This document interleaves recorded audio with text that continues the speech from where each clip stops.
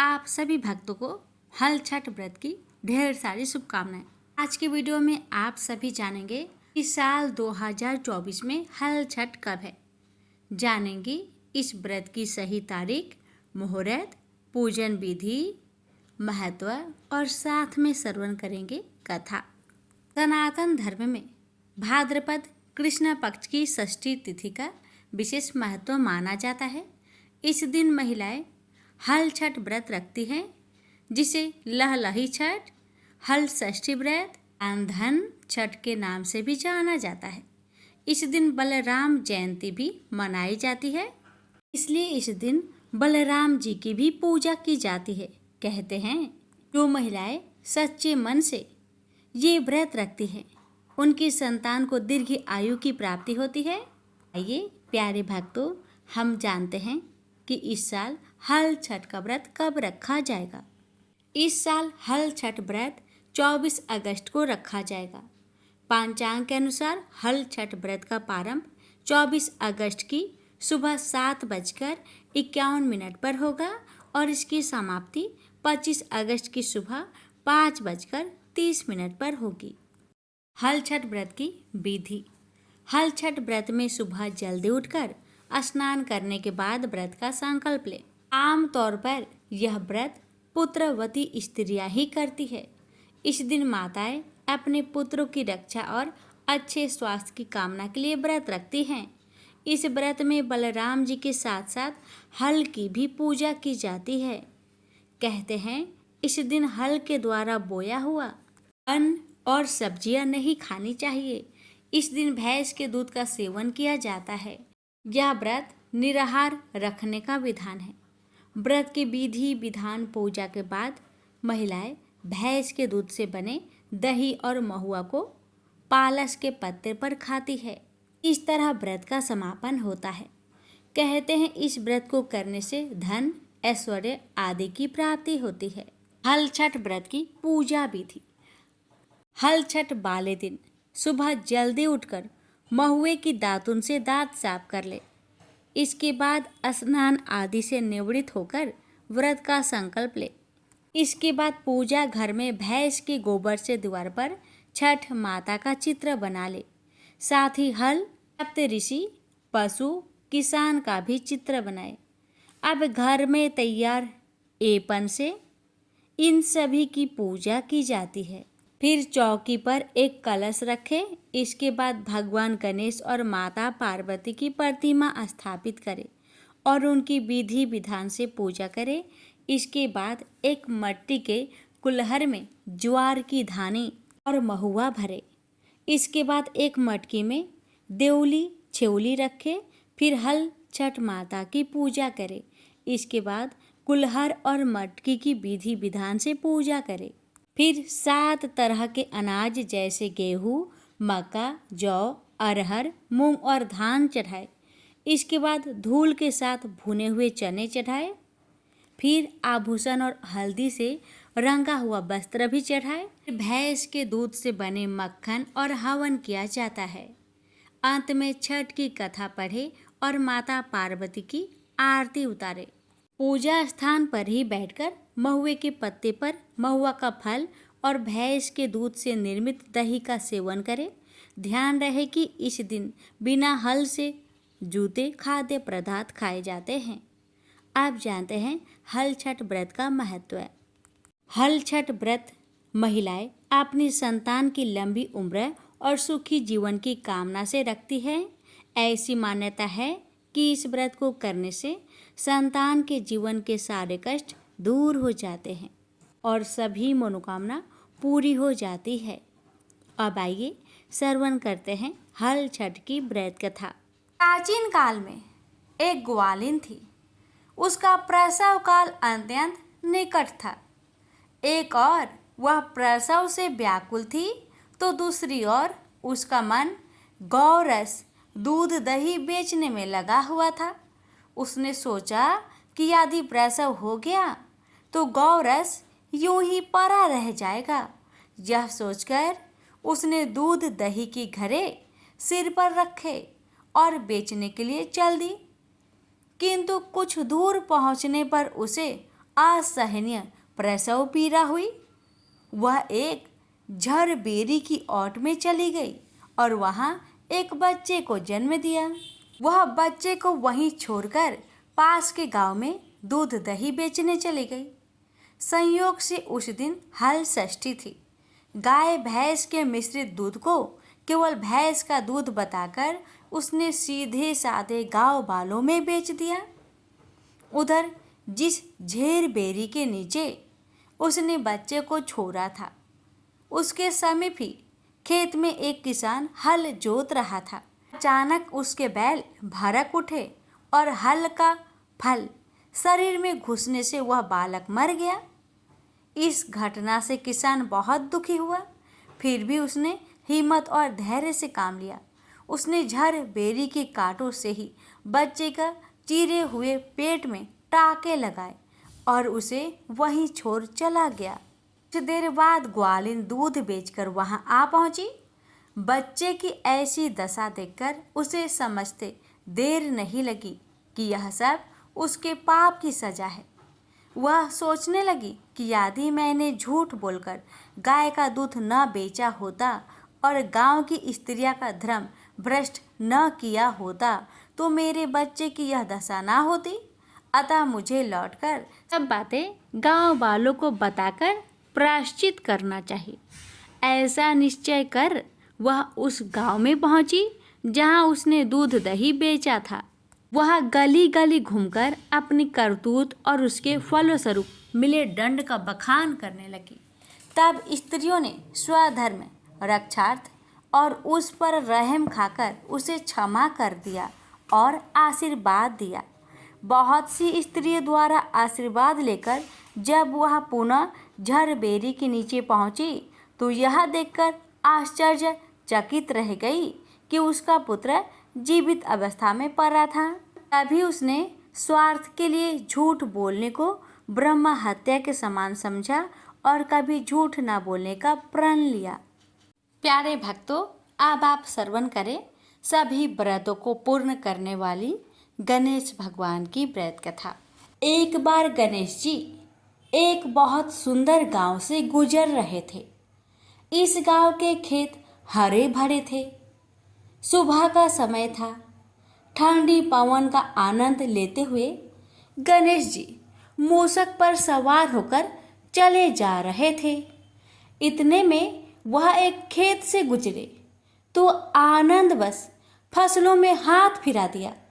गणेश जी के ऐसा करने से उस फसल के कुछ दाने हाथ में आ गए। अब गणेश जी को पछतावा हुआ कि उन्होंने तो चोरी कर ली।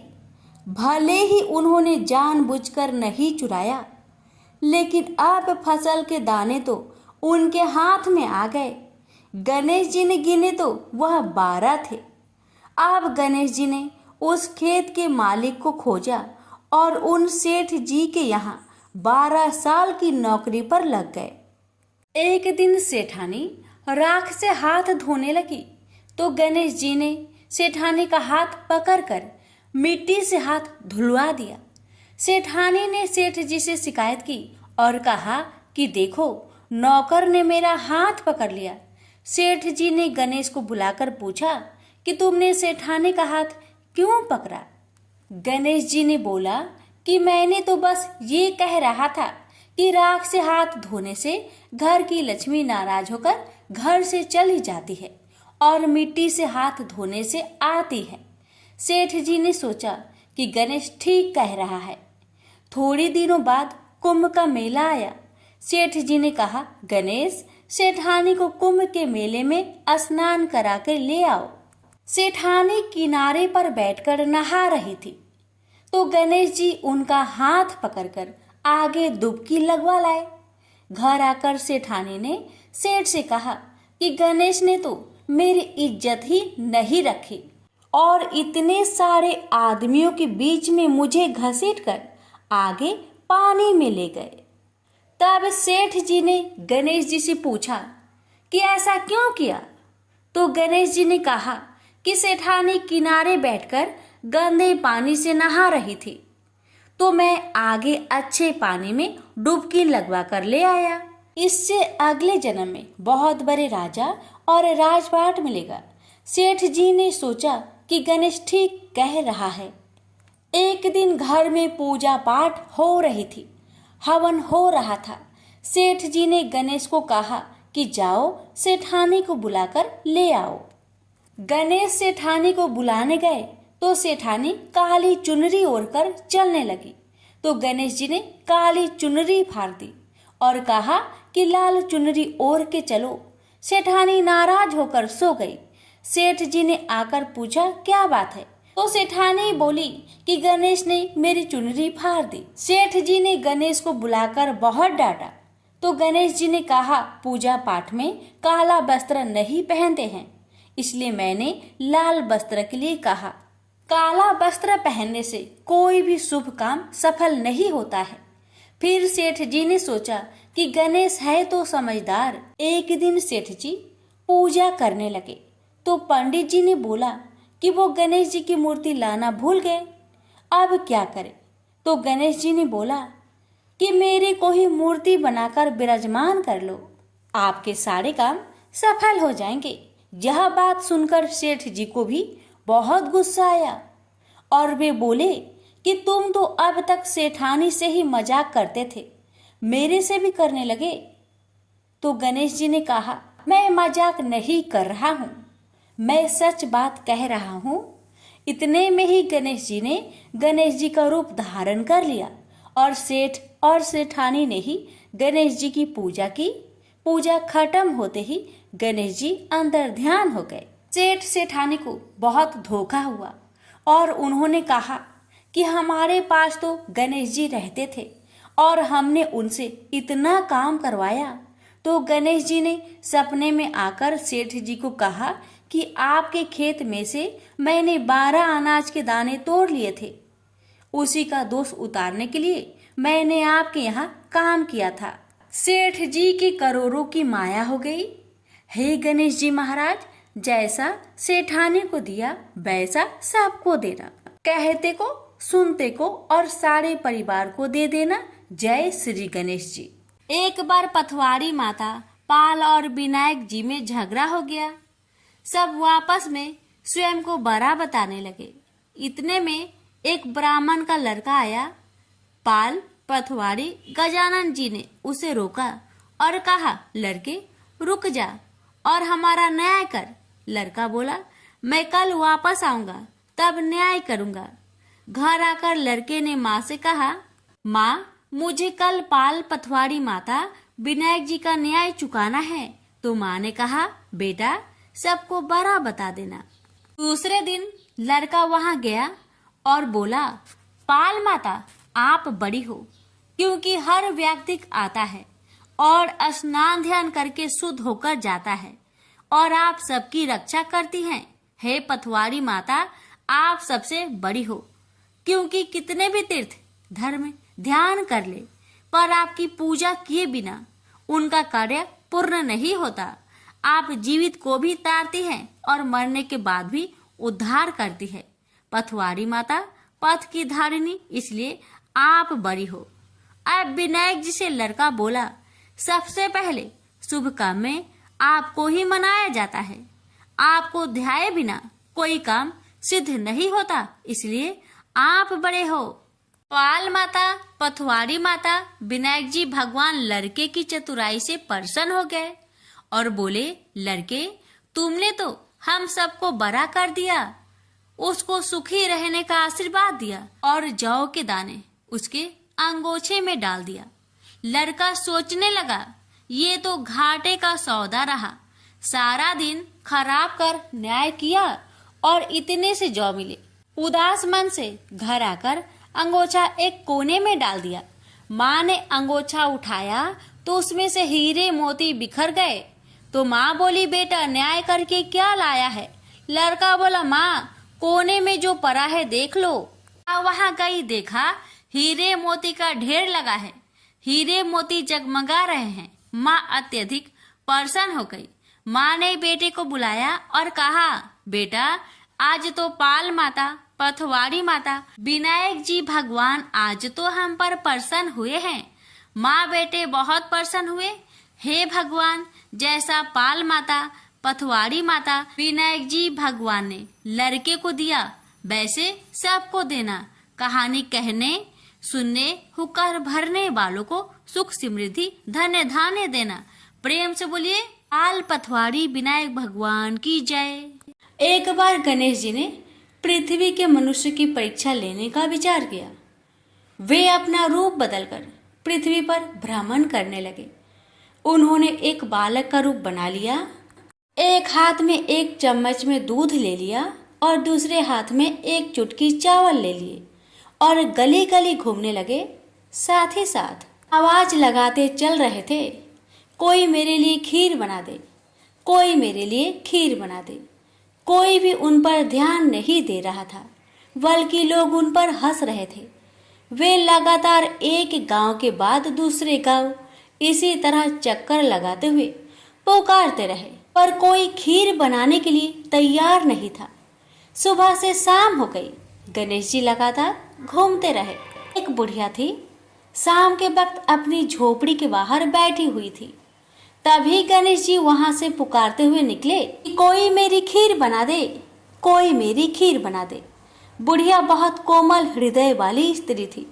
उसने कहा, बेटा मैं तेरी खीर बना देती हूँ। गणेश जी ने कहा, माई अपने घर में से दूध और चावल लेने के लिए बर्तन ले आओ। बुढ़िया एक कटोरी लेकर जब झोपड़ी के बाहर आई तो गणेश जी ने कहा, अपने घर का सबसे बड़ा बर्तन लेकर आओ। बुढ़िया को थोड़ी झुलझुलाहट हुई, पर उसने कहा, चलो बच्चे का मन रख लेती हूँ। और अंदर जाकर वह अपने घर का सबसे बड़ा पतीला लेकर बाहर आई। गणेश जी ने चम्मच से पतीले में दूध उड़ेलना शुरू किया। तब बुढ़िया के आश्चर्य की सीमा न रही। जब उसने देखा दूध से पूरा पतीला भर गया है, एक के बाद एक वह बर्तन झोपड़ी से बाहर लाती गई और उसमें गणेश जी दूध भरते चले गए। इस तरह से घर के सारे बर्तन दूध से लबालब भर गए।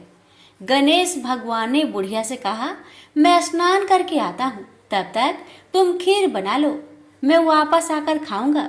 बुढ़िया ने पूछा, मैं इतनी सारी खीर का क्या करूंगी? इस पर गणपति जी बोले, सारे गांव को दावत दे दो। बुढ़िया ने बड़े प्यार से मन लगाकर खीर बनाई। खीर की भीनी भीनी मीठी मीठी खुशबू चारों दिशाओं में फैल गई। खीर बनाने के बाद वह हर घर में जाकर खीर खाने का न्योता देने लगी। लोग उस पर हंस रहे थे। बुढ़िया के घर में खाने को दाना नहीं और यह सारे गांव को खीर खाने की दावत दे रही है। लोगों को कौतूहल हुआ और खीर की खुशबू से लोग खींचे चले आए।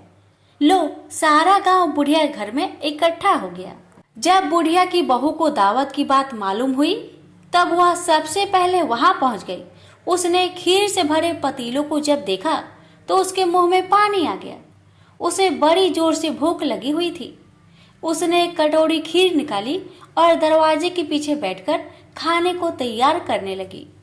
इसी बीच एक छींटा गिर गया और गणपति जी का भोग लग गया और वो प्रसन्न हो गए। अब पूरे गांव को खाने की दावत देकर बुढ़िया वापस अपने घर आई। उसने देखा बालक वापस आ गया था। बुढ़िया ने कहा, बेटा खीर तैयार है, भोग लगा लो। गणपति जी बोले, माँ भोग तो लग चुका है, मेरा पेट पूरी तरह से भर गया है, मैं तृप्त हूँ, अब तू खा, अपने परिवार और गांव वालों को खिला। बुढ़िया ने कहा, यह तो बहुत ज्यादा है, सबका पेट भर जाएगा, इसके बाद भी यह बच जाएगी। उस बची खीर का मैं क्या करूंगी? इस पर गणेश जी बोले, उस बची खीर को रात में अपने घर के चारों कोनों में रख देना। और बुढ़िया ने ऐसा ही किया। जब सारा गांव जी भरकर खा चुका, तभी ढेर सारी खीर बच गई। उसने उसके पत्रों को अपने घर के चारों तरफ रख दिया। वहां उठकर उसने क्या देखा? पतीले में खीर के स्थान पर हीरे, जवाहरात और मोती भर गए हैं। बहुत खुश हुई। उसकी सारी दरिद्रता दूर हो गई। वह आराम से रहने लगी। उसने गणपति जी का एक भव्य मंदिर बनवाया और साथ में एक बड़ा सा तालाब भी खुदवाया। इस तरह उसका नाम दूर दूर तक प्रसिद्ध हो गया। उस जगह वार्षिक मेले लगने लगे। लोग गणेश जी की कृपा प्राप्त करने के लिए उस स्थान पर पूजा करने और मान्यताएं मानने के लिए आने लगे। गणेश जी सबकी मनोकामनाएं को पूरी करने लगे। प्रेम से बोलिए गणेश भगवान की जय।